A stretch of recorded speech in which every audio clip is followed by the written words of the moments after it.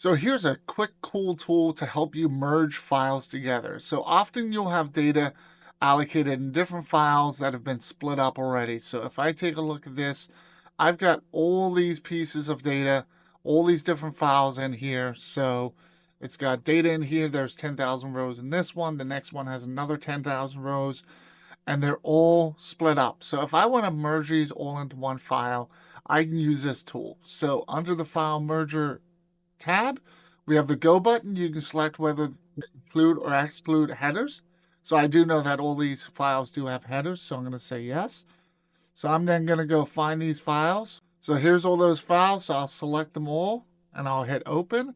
And then what it's going to do, it's going to merge all of these files. It just takes a couple, and it'll open the folder to the folder that it saved. So that took 29 seconds to merge those 5 files. They're quite large files, so that's pretty good. And then there is one file here. So there's one file here, and if I open it up, this has all the data for all the files, so 95,000 rows all combined into one file.